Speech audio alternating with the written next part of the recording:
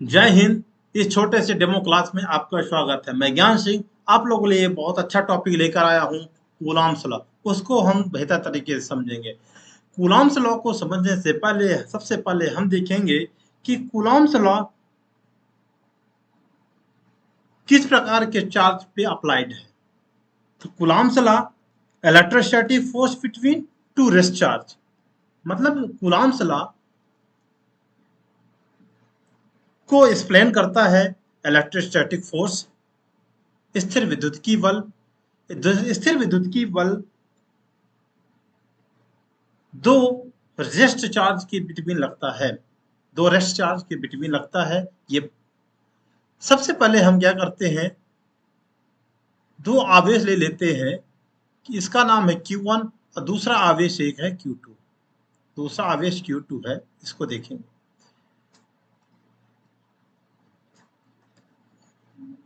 Q1 आवेश और Q2 आवेश, ये दोनों मान लीजिए कि ये Q1 फोर्स, इसको इस वाले को आवेश Q1 आवेश Q2। आवेश Q1 इस फोर्स Q2 पे इस प्रकार से फोर्स लगा रहा है 21F इधर की ओर। दूसरा फोर्स F21 इधर की ओर। Q2 फोर्स लगा रहा है इधर, इसको इधर की ओर F12। क्या ये सही है? ऐसे फोर्स लगा सकता है? तो हमने अभी देखा इलेक्ट्रोस्टैटिक फोर्स स्थिर विद्युत की बल एक सदिश राशि है। सदिश राशि होने के कारण इसमें परिमाण भी होता है, दिशा भी होती है। इलेक्ट्रोस्टैटिक फोर्स एक वेक्टर क्वांटिटी है, सदिश राशि है। अगर ये सदिश राशि है तो इसमें एक बल लगेगा जिसको हम कहते हैं सेंट्रल फोर्स। सेंट्रल फोर्स, केंद्रीय फोर्स लगेगा। केंद्रीय फोर्स क्या कहलाता है? केंद्रीय फोर्स ये कहता है कि अगर दो चार्ज हैं तो उनके अलोंग द लाइन, यानी एक लाइन पे फोर्स लगेगा इस प्रकार से। दो चार्ज के बिटवीन Q1 एक सीधा डायरेक्शन पे उस पे फोर्स लगाएगा। देखो सीधी डायरेक्शन में उसमें फोर्स लगाएगा। Q1 Q2 पे इस प्रकार से फोर्स लगाएगा, F21 कहलाएगा। और उसी प्रकार का अपोजिट देखा जाए तो F2 F1 पे इस प्रकार से अपोजिट फोर्स लगाएगा। ये सेंट्रल फोर्स कहता है अलोंग द बिल्कुल एक्सिस में, आर दूरी पर अगर दोनों स्थित है तब। तो इसलिए ये दोनों क्या हुए, ये दोनों फोर्स क्या हो गए, ये वाला ये सब गलत हो गए। हमें ये पता चला कि दोनों के विपरीत, मतलब कि एक आर दूरी पर अगर दोनों आवेश रखे हुए हैं तो अलोंग द एक्सिस, मतलब आकर्षण और प्रतिकर्षण फोर्स लगाएगा। क्लियर? अब जब ये दोनों समान रूप में आकर्षण प्रतिकर्षण लगा रहे हैं तो दोनों के परिमाण भी क्या होंगे, बराबर होंगे। दोनों के परिमाण भी इक्वल होंगे इस प्रकार से। क्लियर? तो ये पता चला कि ये दोनों पेयर में कैसे लगते हैं, पेयर में एक्शन और रिएक्शन फोर्स लगता है। तो इसको हम कह सकते हैं forms forms action form action reaction pair. ये कैसे बनाते हैं? एक्शन और रिएक्शन पेयर बनाते हैं। अगर ये Q1 Q2 फोर्स लगा रहा है तो उसी प्रकार Q2 Q1 पर फोर्स लगाएगा। क्लियर? तो एक हम यहाँ डायग्राम और अच्छे से बना देते हैं। इस प्रकार से Q1 है, अगर पहला आवेश है, एक दूसरा आवेश है ये Q2, तो ये दोनों फोर्स कैसे लगाएंगे? ये Q1 Q2 पर फोर्स F12 लगाएगा। अगर ये सेम है, अगर ये पॉजिटिव पॉजिटिव चार्ज है, तब ये दोनों के बिटवीन क्या होगा, प्रतिकर्षण होगा, आर दूरी पर है।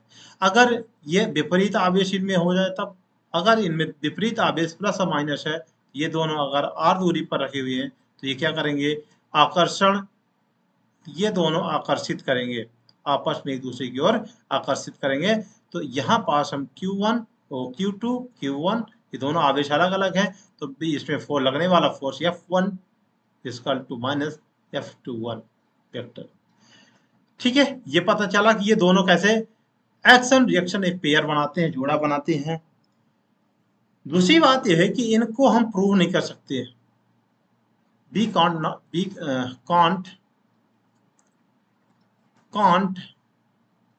Can't be prove. इसको हम प्रूव नहीं कर सकते, ओनली फॉर इसको डराइव कर सकते, बस हो गया, एक्सप्लेन कर सकते, बस हो गया, इसको प्रूव नहीं कर सकते हैं। समझ में आई बात?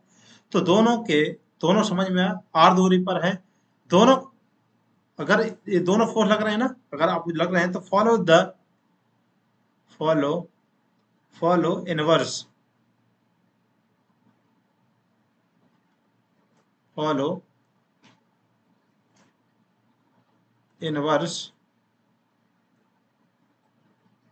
Inverse square law. ये दोनों क्या करते हैं, इनवर्स स्क्वायर लॉ पे फॉलो करते हैं। कैसे? यह प्रपोर्शन, अगर ये दोनों परिमाण अगर सेम है, मैं यहाँ पर बता देता हूँ, अगर दोनों के परिमाण सेम है, दोनों के F12 vector equal to -1F, तो जब दोनों के परिमाण सेम है तब F21 vector,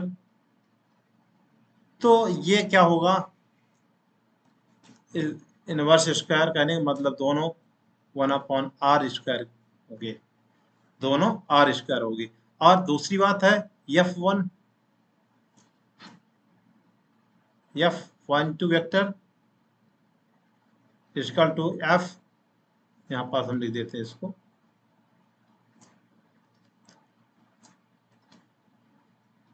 F12 vector equal to -1/F21 vector. ये दोनों इनवर्स होंगे दोनों आवेशों के। आवेश क्या है? ये दोनों आवेश परिमाण में है, इनके आवेशों के परिमाण के गुणनफल के इक्वल होता है फोर्स। अनवर ये दोनों आवेशों के मैग्नीट्यूड के मल्टीप्लिकेशन के प्रोपोर्शन होगी फोर्स। तो दोनों चीज मैं एक बार और इनको लिख देता हूं अच्छे से।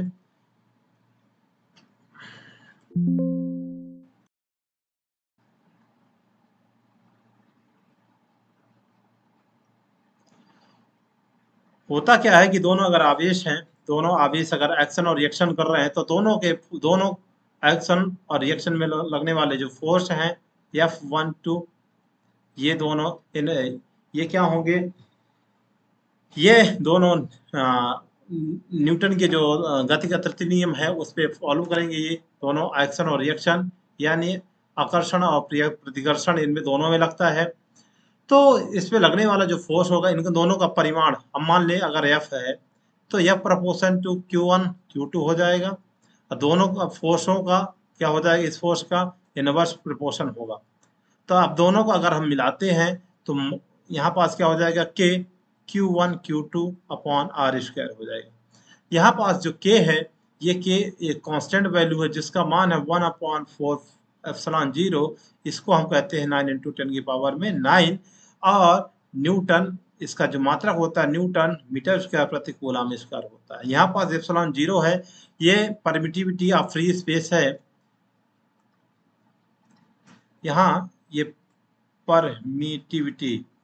परमिटिविटी ऑफ फ्री स्पेस है ये। इसका जो है एप्सिलॉन का जो वैल्यू होता है 8.854 × 10⁻⁻12 कूलम स्क्वायर प्रति न्यूटन मीटर स्क्वायर होता है। क्लियर? तो ये मीडियम के लिए हो गया ये मान। ये किसके लिए हो गया? ये पूरा मीडियम के लिए। मीडियम कौन सा है? अगर एयर है तब मीडियम, अगर एयर है, ये हमने एयर के लिए निकाल लिया, एयर के लिए निकला। अब यहाँ जो ये K का मान है, ये K का मान एक बार मीडियम के लिए है, ये 1/4πε0। अगर देखा जाए वहीं पास अगर कोई अन्य माध्यम है, यानी अदर मीडियम, कैसे लिखते हैं, अदर मीडियम है, तब वहां पास K का जो वैल्यू होता है 1/4πε_m। यहाँ पास ε_m जो है वो क्या कहलाता है,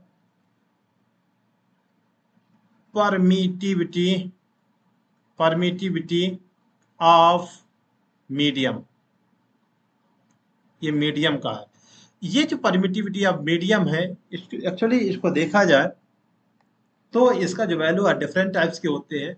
यहाँ पास हम और भी कह सकते हैं, तो ये कैसा फॉर्मूला बन जाएगा, 1/4πε_m Q1 Q2 upon R square, ये आ गया हमारा मीडियम के लिए। यहाँ पास एक चीज और है, एप्सिलॉन आर, ये रिलेटिव परमिटिविटी है, ये परमिटिविटी है, ये रिलेटिव परमिटिविटी एक्चुअली क्या होता है, इसको हम एप्सिलॉन आर इक्वल टू होता है ये medium of permittivity on air of permittivity, यानी फ्री स्पेस ऑफ परमिटिविटी के इक्वल होता है इस प्रकार से। तो हम यहाँ पास इसको पुट कर सकते हैं मीडियम की जगह एप्सिलॉन आर एप्सिलॉन जीरो, इस प्रकार से। जो यहाँ पास जो के है, एक्चुअली इसको हम के से भी डिनोट करते हैं। कैसे डिनोट कर लेंगे, के, ये वाला के, एक्चुअली ये स्मॉल के हमने लिखा था, वहाँ पास स्मॉल के, यहाँ पास अब ये वाला के लिखेंगे।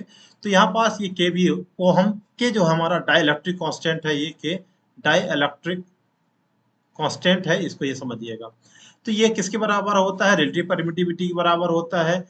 अब ये इसका अगर वैल्यू हम यहाँ पास पुट करें एम का 1/4 pi epsilon R epsilon zero Q1/Q2 होता है, ये मीडियम के लिए होता है। क्लियर, तो ये समझ में आया। तो यहाँ पास अगर हम इक्वेशन नंबर, अगर हम इसको 1 बोलते हैं, इसको यहाँ पास इसको अगर हम बना लें, यहाँ पास के वैल्यू पुट करके 1/4 पाई एप्सिलॉन जीरो Q1/Q2 का आर स्क्वायर, अगर इक्वेशन नंबर 1 मान लें इसको, और इसको इक्वेशन नंबर 2 मान लें, तो अगर हम दोनों को मिलाना चाहें तो यहाँ पास क्या हो जाएगा, एप्सिलॉन जीरो की जगह आएगा यहाँ पास क्या, यहाँ पास हम एफ डैश मान लें इसको, एफ डैश क्या मान लें इसको, माध्यम में जो फोर्स लग रहा है, अदर मीडियम में फोर्स लगने वाला है, तो वह एफ क्या हो, F equal to 1/4 pi epsilon zero Q/Q2 है ना, ये आर स्क्वायर इक्वेशन नंबर 1 है। और एफ डैश क्या है, 1/4 pi epsilon zero epsilon M Q1 Q2 upon R square है। क्लियर, सॉरी यहाँ पास आर है, रिलेटिव परमिटिव आर होगा, ठीक है। तो अब यहाँ पास हम देखें, ये इक्वेशन नंबर 1 को यहाँ सब्स्टिट्यूट करेंगे तो एफ डैश इक्वल टू आ जाएगा 1/एप्सिलॉन, यहाँ पास जीरो और यहाँ पास एफ आएगा। क्लियर, सॉरी आर आएगा, जीरो नहीं आर। तो हमने क्या देखा कि जो एफ डैश इक्वल टू आया, एफ अपॉन एप्सिलॉन आर, या कह सकते हैं F dash equal to F upon K, इतना भी लिख सकते हैं। ये हमारा डायलेक्ट, ये रिलेटिव परमिटिविटी है। रिलेटिव परमिटिविटी जो है माध्यम में लगने वाले, ये जो माध्यम में फोर्स है, माध्यम में लगने वाला जो फोर्स है उस पे डिपेंड करता है। क्लियर, ठीक है। तो हमने यहाँ पास रख दिया है ये एयर में, तो इसको अगर देखा जाए तो एप्सिलॉन आर इक्वल टू हो जाएगा एफ डैश एफ, यानी इस प्रकार से। ओके, ठीक। तो हमने ये देखा यहाँ पास कि